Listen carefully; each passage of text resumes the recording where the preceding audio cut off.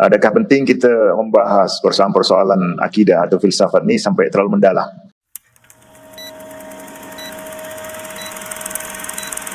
Soalan saya ialah, apakah keperluan untuk kita berbincang secara terlalu mendalam secara falsafah tentang sifat-sifat Tuhan, tentang ayat mutasyabihat, yang sampai dia semakin lama semakin mengelirukan dan menyebabkan kita semakin lama mungkin semakin terpesong, wallahu alam, tentang perkara yang kita sendiri pun tak tahu hakikatnya macam mana. Adakah keperluan untuk kita berbincang sampai ke tahap itu, ataupun ini hanya sekadar perbincangan yang membuang masa?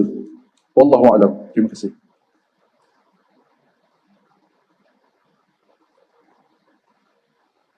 Masih ada tanya atau langsung jawab? Jadi insyaAllah Ustaz jawab yang dulu, insyaAllah. Baik, yang kedua dulu ya, pertanyaan yang kedua. Adakah penting kita membahas persoalan-persoalan akidah atau filsafat ini sampai terlalu mendalam? Sebetulnya jawabannya tergantung pada isi pembahasan kita. Tergantung isi pembahasan kita.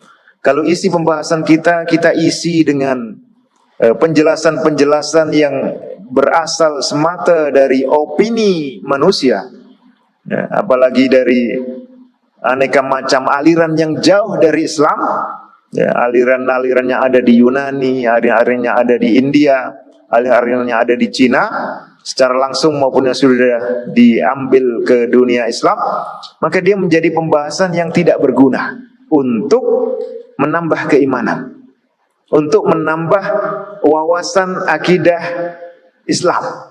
Kenapa? Karena dia bukan sumber yang diakui sebagai sumber yang otoritatif untuk akidah Islam. Ya, itu.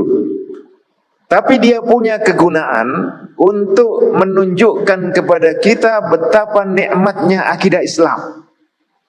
Seperti kata para sahabat antara Khalifah Umar bin Khattab radhiyallahu anhu, orang kalau tidak mengenal jahiliyah, dia kurang merasakan nikmatnya Islam, nikmatnya tauhid. Maka salah satu cara kita memperkuat nikmat perasaan kita terhadap nikmatnya akidah Islam, kita membaca akidah-akidah yang bercanggah dengan kebenaran. Akidah-akidah yang menyimpang akan kita tahu, oh, nikmat sekali orang Islam mendapatkan petunjuk seperti ini. Nah, itu satu. Yang kedua, kalau kita isi pembahasan akidah ini dengan sumber-sumber yang memang otoritatif, ya, dengan ayat-ayat Al-Quran yang membahas rinci sifat-sifat Allah, berapa banyak sifat Allah disebutkan dalam Al-Quran, kemudian dirinci sebagiannya oleh Rasulullah SAW. Ya, contoh, kita tahu Allah Qadir dan ala kulli syai'in qadir, dan Allah juga fa'alun lima yurid, melakukan apa yang dia kehendaki. Jadi Allah maha mampu dan juga maha melakukan apa yang dikehendakinya.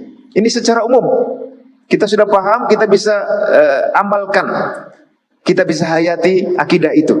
Tapi kalau kita ditambah dengan rincian dari Rasulullah, oh, ternyata Allah mentakdirkan langit dan bumi ini dengan terlebih dahulu 50.000 tahun sebelum penciptaan langit bumi. Allah sudah mencatatkan takdir itu dalam Lauh Mahfuz.